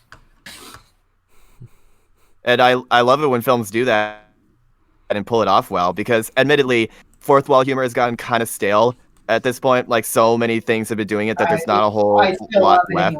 Anyways, But I do think that there is still an art to pulling it off successfully. like I animation, believe. Definitely. Or like Sonic Boom and Deadpool are always examples that come to my a lot mind. of people, like Isaac Watso. I don't know if you've heard of him. He's a pretty prominent YouTube person on Twitter. Basically said Cusco is the Deadpool of Disney animation. Oh yeah, I saw that tweet. Basically. Basically. I think you'd have to have a crossover with someone to fully sink that in. Well, they're both owned by Disney, and Disney owns Fox too. It would be very difficult to do a PG Deadpool movie. Oh, I just noticed they even have the same color pattern.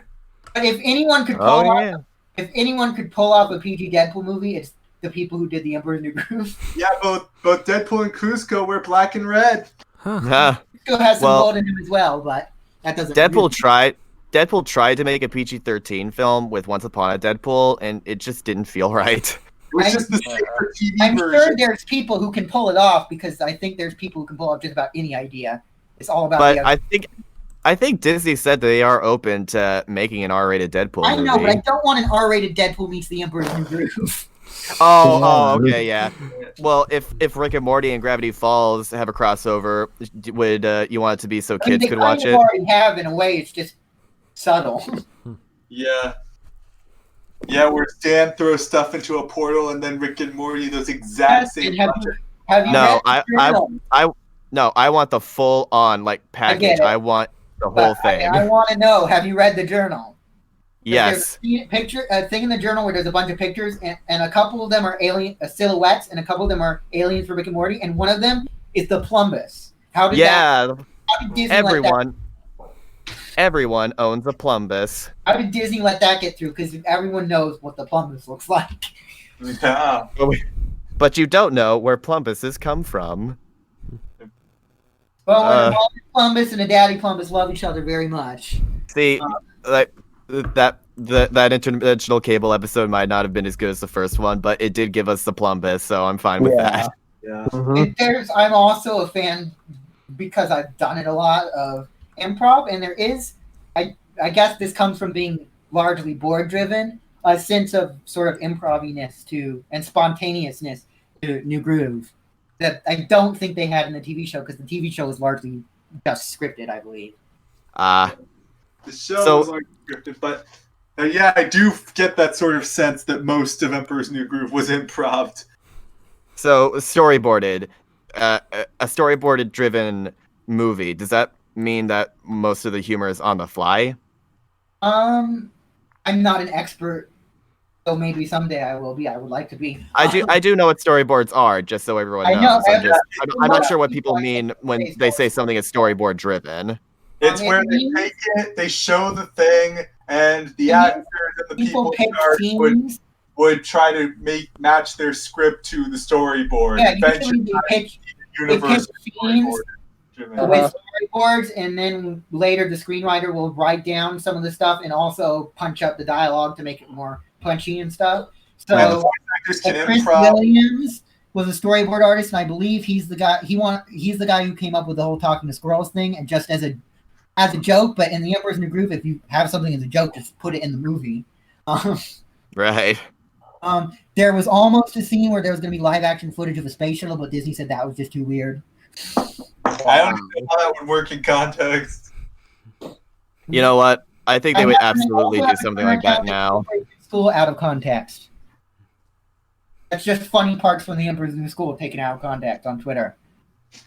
I think people are a lot more open now to throwing live action weirdness into their cartoons. Just look at The Amazing World of Gumball. Yeah, in moderation it works, but if you build an entire... I haven't watched much of Gumball, but I hear it's pretty good. But in general, it's a tricky thing to pull off if you're not going to do it sparingly. Yeah.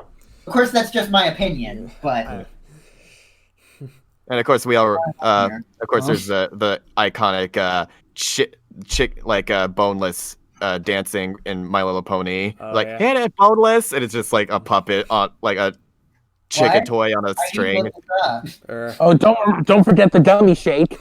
Yeah, the gummy shake. Just a baby Or gator. how about the scene from Chowder where they have no money for the animation, so it's just the I voice. have seen that on YouTube. Yeah. I remember when I watched that as a kid, I was like, "Oh my gosh, I had no idea how pretty Truffles' you guys- actress was." If you guys watch, first of all, do you have Disney Plus? Because Yeah. it would happen for the next question. Yeah. And have you watched Candace Against the Universe? Yes. No. I The did. one that I have mixed feelings about that movie, to be honest. There's some jokes that really drag on, but the one joke that I love is am I allowed to spoil it? Yeah, go for it. Go ahead. Go I'll ahead. spoil it for the people listening. It's the fourth wall joke where everything is stripped down to its basic elements as they're going through the wormhole, and at the end it's just Dan and Swampy at a storyboard. Oh yeah, Okay. that was pretty funny. That reminded me of the chowder joke. It was funny.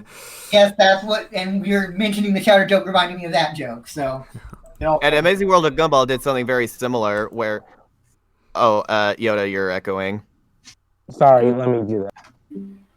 remember in the 2000s when every movie had an echo joke, like the mid 2000s. Oh, yeah, I Or do. maybe it was just Shark Tale and Finding Nemo. Swap it, Finding Nemo and Shark Tale. But those movies, one of those movies is a ripoff of the other, so I think of it as, oh my gosh, they even ripped off that joke. I mean, Incredibles had a scene like that. Not sure if it was a joke, but it did have an echo scene. Cool. These are the scenes where the characters literally say echo, echo, echo. Ah. And I do like Family Guy's version of it, where Stewie realizes that the inside of his voice like talks with an echo. He's like pigs in space. they do a thing where they always have something over the credits of an episode of The Emperor's New School, and there's an episode where Bonk is yodeling, and he's yodeling, and it echoes back, and then he says, "Now what?" And the voice echoes back, "Now let's show the logo." That's funny. Amazing World of Gumball also had a similar joke where they ran out of money, and so the entire world just started like breaking down until it like came down to the storyboards, and then they just became sticky notes until they got their money back. Reminds me of a Family Guy joke. It's like, what's blocking traffic? Oh, there's the problem. They haven't finished drawing it yet. Yeah. And then they get like a stick and they poke the animator who's like asleep at his There was an desk. episode of Family Guy. I don't think it was really him, but there was an episode of Family Guy where David Spade as a character was in it as the character, a fictional version. That's right. Of Oh, right, And- replacing Peter. and From I the- think Cleveland says, who is David Spade? And Patrick Warburton lists things he's from, and he doesn't list The Emperor's New Groove or Rules of Engagement, which both had Patrick Warburton and David Spade in them. Oh, that's such a weird. Oh, that's weird. Not do that. Why would they? That's such a missed opportunity. Yeah. I don't know if they I mean, even know the The fact Emperor's New that- Groove exists. I mean, the fact they're leaving off the movies that they were both in, it feels intentional. Rules of Engagement was a TV show, but David's. Oh yeah, I forgot that David Spade like played Peter like when his yeah, I don't know if He played Uncle It does not Ricky. sound like David Spade, so I'm pretty sure it's Hey an guys, a impersonation. time period called They Want an Object Back. Hey, I'm David Spade. See, I can't do a David Spade voice. Oh, Peter as James Woods was going to get David Spade for the super offensive 9/11 movie. Yes, that's what I remember. It's like, I play a window washer, and as the plane's coming towards me, I'm like, maybe- oh, geez, I just maybe finished cleaning this I'm window. getting flashbacks to a certain character in Family Guy's Twitter that I don't really want to talk about. Okay.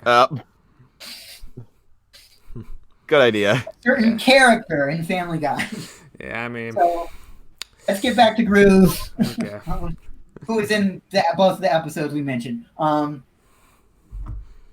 What else do you want to talk about the Emperor's New Groove? I don't know. Oh my God, I don't we've know been what talking there about the is Emperor's left New to talk Groove. about. I think we covered our bases. We've been talking about it for so many months, man. I And we can't. talked about I feel like I've been talking about it for months just now. I mean, you have an entire podcast dedicated to it. Yeah. Yeah, well, there's You're the a world. lot to talk about. God, oh man, I can't think of anything. I mean, what else is there to say? It is. I mean, it's like I've heard people say it's one of their favorite and one of the greatest comedies. It's definitely one of the greatest animated comedies. It's Disney's And best definitely pure one of the greatest comedy. Disney comedies. Absolutely, Yeah. it's the finest Disney movie. Right. Yeah, Disney. I have said before in the last podcast, but Emperor's New Groove is my second favorite Disney film. Yeah, it's easy in my top 5. Yeah. What is your first? Oh, Moving up there. Aladdin. Yeah, for me, I actually like this about as much as I like The Lion King, which is funny Yeah. because they were both the finalists. Wow. And You're not- I feel like The Emperor's New Groove wouldn't have existed if it weren't for the anachronisms and stuff of Aladdin and Hercules. Also, Pocahontas and Hunchback and stuff, all fine movies, but they didn't do well at the box office, so they wanted to diversify their films. Right. Every I think in movies fact- like Wreck-It Ralph and Zootopia, I do not think would exist without The Emperor's New Groove. Right, and it was a formula break. It did something different. Because I think that because in the 2000s, everything had to be a comedy. by the 2010s, Yeah, but- I think they had decided they wanted to do. It's called the revival era, but I like to call it the experimentissance, Oh, I like that name. where it's like a hybrid of what they were doing, not exactly what they were doing, experimenting every time is sort of a new thing, but practicing newer ideas with classic Disney movies, balancing the two. You have Wreck-It Ralph and Zootopia and Big Hero 6, but you also have Frozen and Tangled, not in that order, obviously, and Moana, Right. and probably I don't know what I believe Raya is going to be like. Raya and the Last Dragon is going to be I like. consider Raya the start of a new era since it's the first post-Lasseter movie that's not a sequel. Yeah. And I don't like. At first, I thought it was going to be another Princess movie, which is fine. It looks very different from the teaser I saw. It looks more actiony. I mean, I guess Moana was pretty actiony too. Moana is a hero's journey princess movie. Yeah. Oh, sorry, I spaced out. What's more actiony? Raya and the Last Dragon. Oh, okay. It's more actiony than like Frozen or Tangled. I guess Moana sort of was. I still haven't seen. I haven't seen that trailer yet. I should probably watch that. It's It's neat. cool. There's people in it. Yeah. How to Train Your Asian Dragon. Pretty much. They got the Rose lady from Last Jedi. I thought she finds work. She is pretty good, even if she's I feel like yes, she was definitely given a raw deal with that whole Star Wars experience. She definitely deserved better. Definitely. Honestly, I'm not the hugest Star Wars fan in the world, anyways. But I like the sequel trilogies. But I definitely feel like Rose and John were not given a good. They were not treated right. I guess is what I'm trying to say. Yes, for sure. And I'm glad that they've got other stuff going for them. Yeah. I believe he was in the recent Pacific Rim movie. Yeah. I don't know how well that film did though. I don't think it did very well, but I'm not sure. Okay. Or I don't think it was received very well. There's a difference between doing well and being well received, because The Emperor's New Groove was actually pretty well received when it came out. But Yeah. Yeah. Did it do better in like video sales? it did. That's how it became popular. How it became popular enough to get the sequel on the TV show, I think. Okay, I'm glad that there's a happy ending there at least. Yeah. Because like, oh my gosh, this film has $100 million budget and it does not feel like it. Like this does not feel like $100 million film. I'm just gonna say that right now. No, animation's always a little more expensive. Also, it was a completely different film that had more. But I mean, you got CGI. Captain Underpants, and that film only cost $38 million. Really? Whoa. Yeah. Huh. Well, this, the whole story about Kingdom of the Sun. I don't know how much of that Oh yeah, you're right. That probably does go in. That's probably why the budget is higher. Traditional Disney movie where they had lots of CGI. The one thing I kind of like about the Emperor's New Groove is there is CGI in it, but they deliberately make the CGI look as much like the hand drawn as possible. The log and the cart are CGI in the Emperor's New Groove. I didn't even know that. That's the point. Yeah. So the cart that Cusco lands on. I guess. Oh, hello, Ryan. No, not my name. Sorry, I forgot. Rebecca. Sorry. What? Hey, Rebecca, how you doing? Hey, Jack, are you almost done? That's why I wanted to call you, because my video just ended. Really? Yeah, I can come over right now if you're ready. Yeah, we might start wrapping up soon, actually. Yeah, we're getting around there. Besides just, I'm going to plug the podcast, but also... Hey, Jack, I just want to say one thing to Jack. I'll be over there at 8 o'clock. Sound good? Yeah, sounds good. Excellent. We'll hit that post. All right, so you ready to just wrap things up? I forgot that her name was Rebecca. My bad. Oh no, don't worry, it's all cool. As long as you correct yourself. Yeah. Good. I won't be making a big old Twitter thread about this later. Like, so my supposed friend just told me to, that whole thing. Yeah, but anyway, I think we can start to wrap this up now. Does anybody else, besides obviously this podcast and your YouTube channel, have anything to plug besides me? I said. I made a video today. It's all the deaths in Death Battle, but set to the beat of Mr. Blue Sky to celebrate their 10-year anniversary. So check that out if you're interested, please. I am very happy with how it turned out, and also, at Nabnet108 at Out of Context RBPA. It's like one of those videos where every beat it cuts to a different death. Yes, exactly. I like those videos. Actually, I'll go ahead and post it right now. So just so and yeah. I if you. I'll link it in the description. Thank you. I'm also starting Pixar Panic in January, so we're 2 weeks away from the release of Soul. So if you have Disney Plus, you watch that, and the winner of Pixar Panic will challenge the Emperor's New Groove in the grand final in a Super Cup. I don't know where that would go because the internet loves Pixar and the Emperor's New Groove. So. Yeah, I'm gonna be pleasantly surprised. Let's see which film wins, because I really want to do this Super Cup.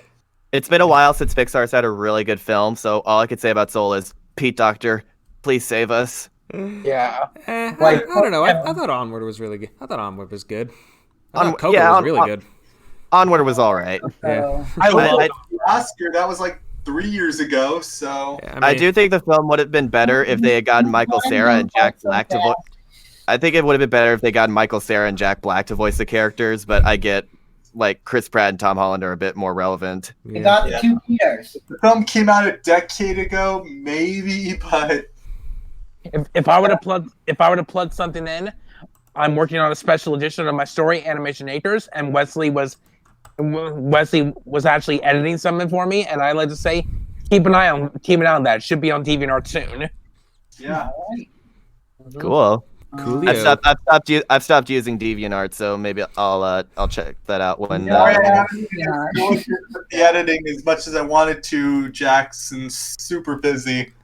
That's cool. By the way, I'm not the kind of person who, when they stop using DeviantArt, they'll deactivate their account. I'm not going to be that kind of guy because I have stuff on there that I want people to still be able to, look at. Same. Yeah. That's cool. Oh, anybody else have anything to plug? I think that's it. No. Like my YouTube channel. Sorry. Nope. Yeah, you're good. Go ahead. My YouTube channel. Well, there's a YouTube channel for the Emperor's New Podcast. That's the Emperor's New Podcast. But my main YouTube channel is Fireblast Studios on YouTube. I do animations, or cartoons, or whatever you want to call them. My most popular videos are animations of excerpts sort of taken out of context from Tony Goldmark's podcast, Escape from Walt Disney, which you should all listen to as well. That's a great podcast. What else? I have a Patreon. Fireblast Studios is my Patreon. And I have podcast TENP is this Twitter, the podcast Twitter. Micah Hirsh at Micah Hirsh on Twitter is my personal Twitter. I think that's about it. Okay. Cool. If you want to leave links to that in the chat, I'll be sure to put those in the description. All right, just a moment. All right. And I Thank think you all that- so much. Yeah, Thank you I all think for that just joining about us. covers everything. Yeah, This was a lot of fun. Our silly little project. Yeah. Well, what can I say except you're welcome? Thank you. Thank you. Alrighty. Take care, everybody.